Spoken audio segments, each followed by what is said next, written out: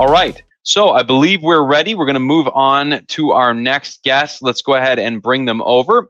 We have Claudia Della Mora, co-founder and managing director of Black Legend Capital. Great name for a firm, by the way. And Lisa Pittman, partner at Zuber Lawler. Welcome, my friends. Claudia, I believe you're muted. So let's go ahead and unmute. Yes, I am. There you Hello, go. Patrick, how are you? I am great. I'm great. I'm going to let you guys take it away, and I might throw some questions at you from the chat if we have them, but go right ahead.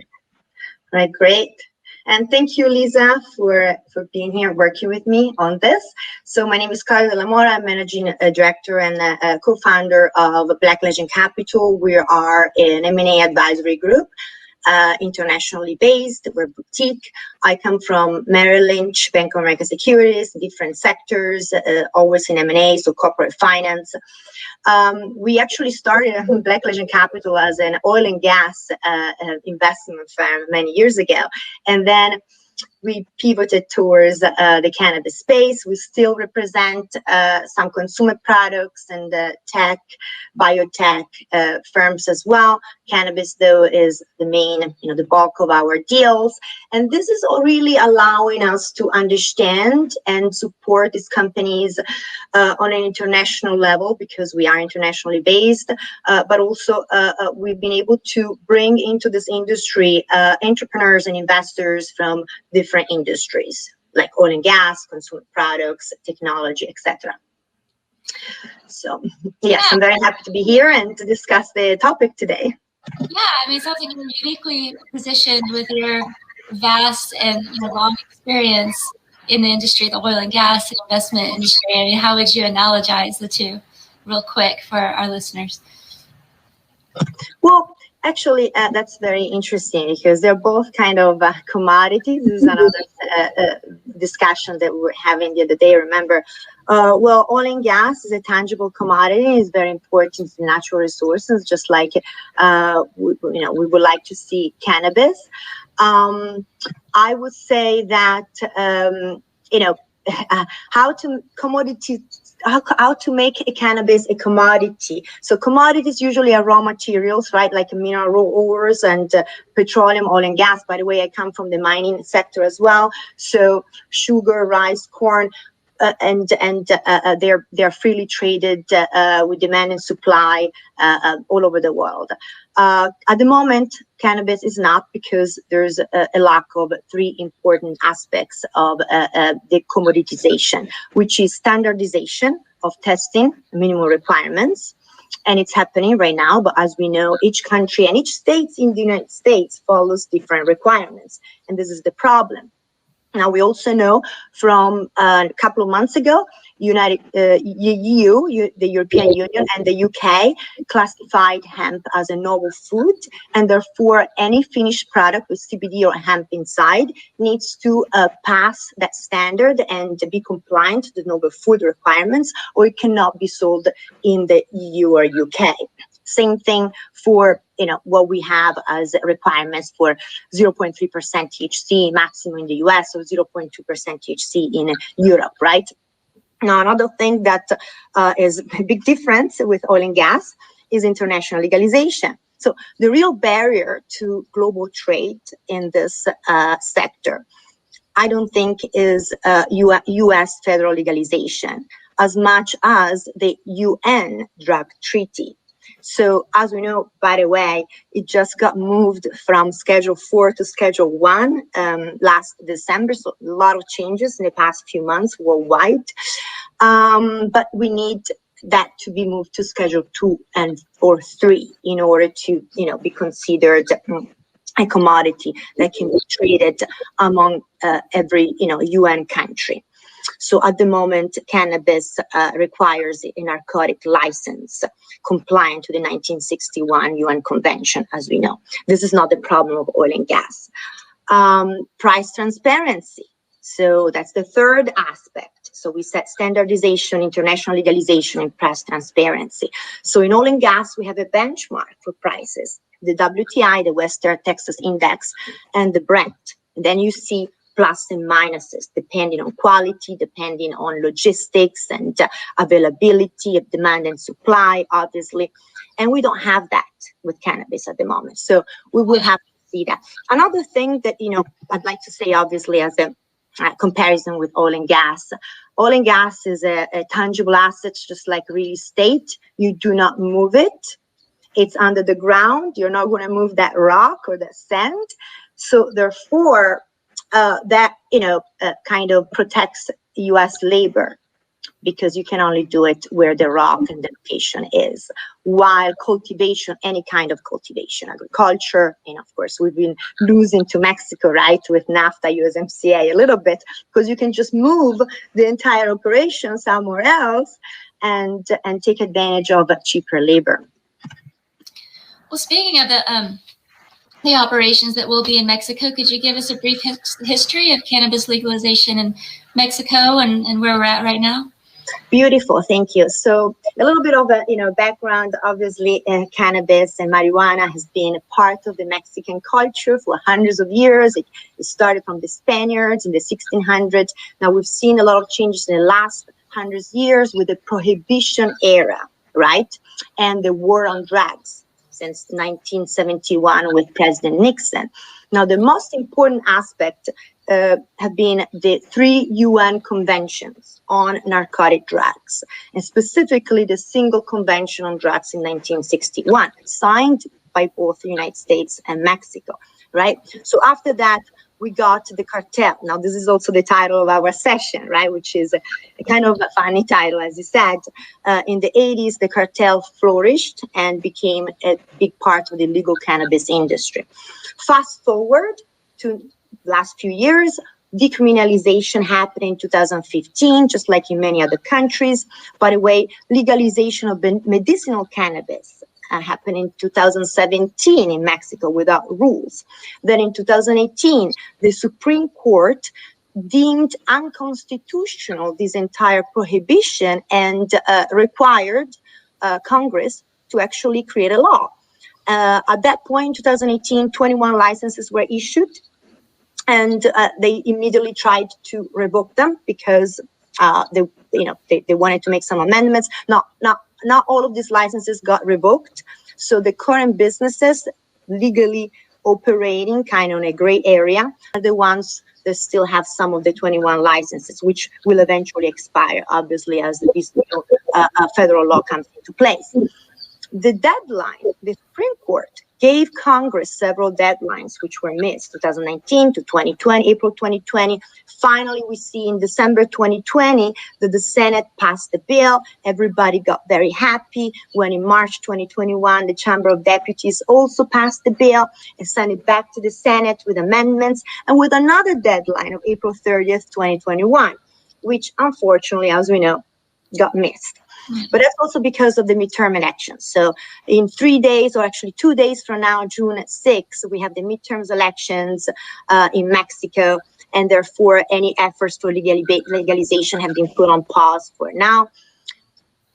What happens after the Senate approves and signs the bill? Then the bill goes to the president, it gets signed by the president, and it's done. At that point, rules will be published on the Gazette.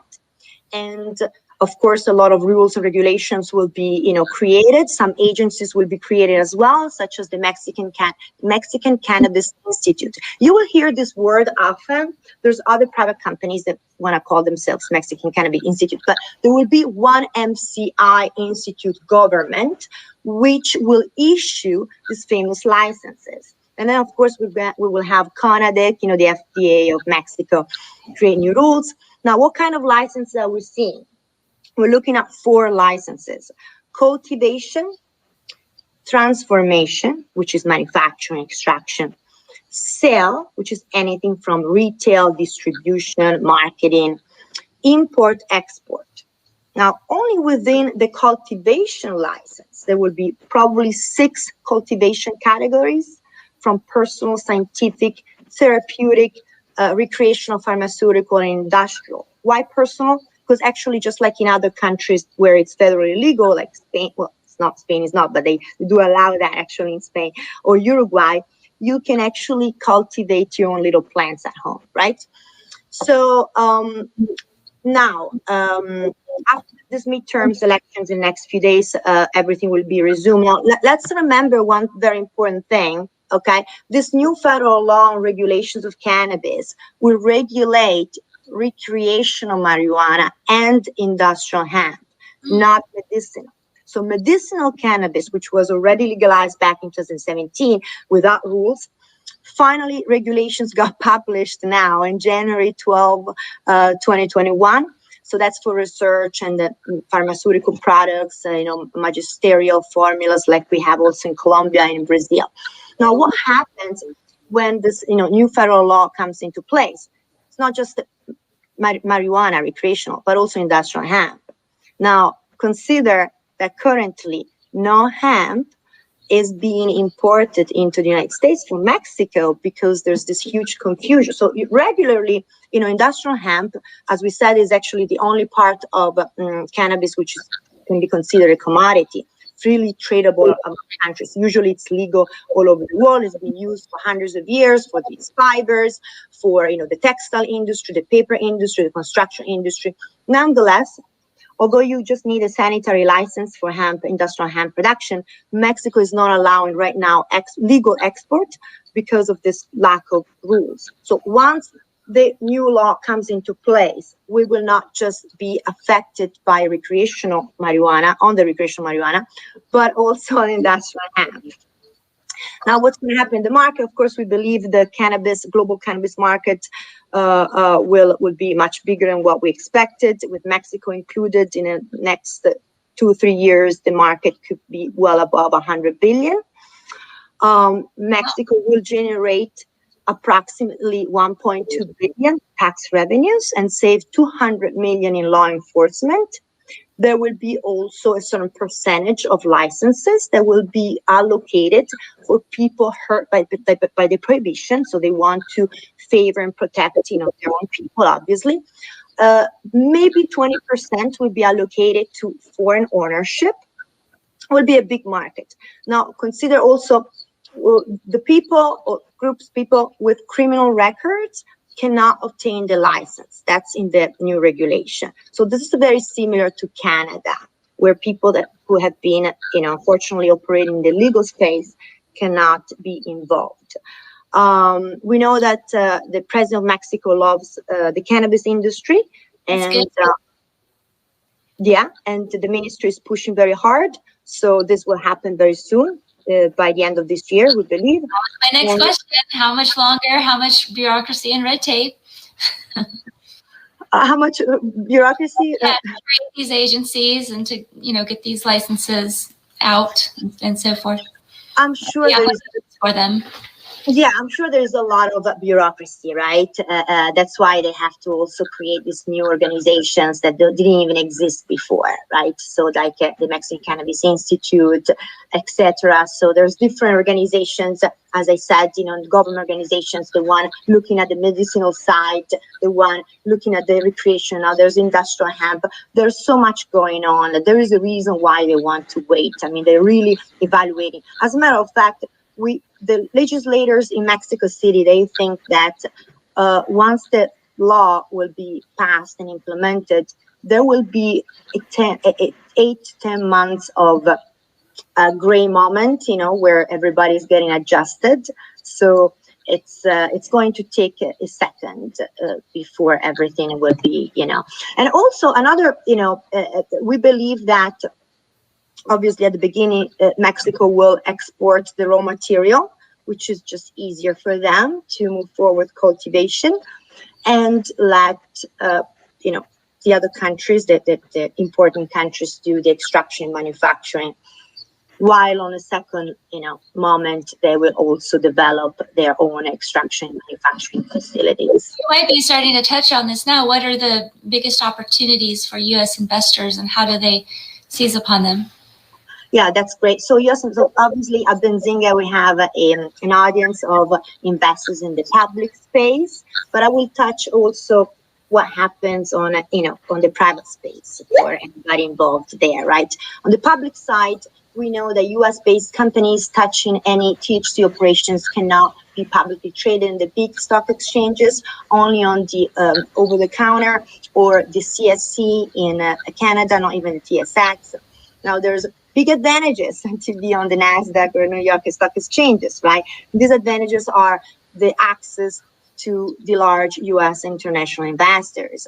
Now, this is what happened to the Canadian LPs, right? After the 2018 Farm Bill, which gave the green light for industrial production of hemp and hemp-derived CBD, and allowed Canadian LPs to operate in the CBD market in U.S. legally, and therefore benefiting from being publicly traded in the big exchanges. And at the same time, Canadian LPs have been establishing infrastructures, in the United States, which will be very, very fruitful later on for M&A activities. So now, at the same time, we know that if the company has THC operations outside of the United States, but in a country where it's legal, then they can actually list in the U.S. exchange. This is what happened to the Canadian LPs as well. So any company that will be operating recreational marijuana in Mexico and not in the United States can list in the big exchanges and therefore benefit from everything that I said so far, the big U.S. and large investors. I had a little, thoughts and ideas. I mean, we've been talking about the Safe Banking Act. The Safe Banking Act, it's been created to give access to banks for cannabis companies. So far, they can only use, local or state banks, which are not efficient at all. But we actually believe that could help companies go public in the big exchanges. Maybe. See, the reason why the big U.S. exchanges won't list cannabis companies touching THC is because they're afraid of being penalized by the federal government. Right. Now, the federal government gives access to federal banks and capital, then the exchanges might be more inclined to accept cannabis companies. So we will see what happens there, right? We know that the Safe Banking Act was, they tried it in 2017, then in 2019. Now the House just signed in April 2021. So we'll see what happens to the Senate. And then I've been following it for years. Come on, get it across the finish line. Right. So, well, nothing, we're talking about the other month, right? So if the Senate passes, then obviously Biden will sign, and that can happen. Yes. So that's about the public side. That's about the public side, but in general, you want to know also for the economy, right? I mean, investors in privately held companies. So what we're going to see is Mexico will finally export hemp and industrial hemp into the United States, and probably only face the same trade barriers similar to other commodities. We have a history with Mexico through NAFTA and USMCA, just like the tomato and avocados. We're all knowledgeable about the tomato and the sugar war, right? Yeah, and U.S. definitely is the main primary focus for Mexico, but they will look at China, Europe, Latin America. Mexico will become the competitor to Canada and Netherlands and Colombia, for export.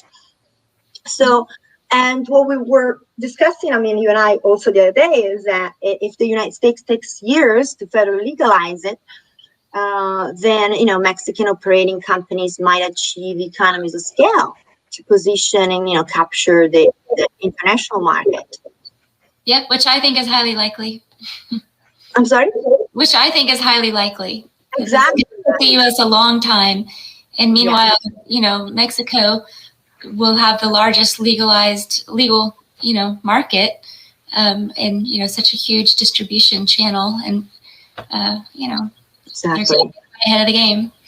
I was thinking about an idea after we spoke the other day. I mean, I don't know if it's possible, but it's an idea for solution of this is to legalize interstate commerce without federal legalization at the border, if possible.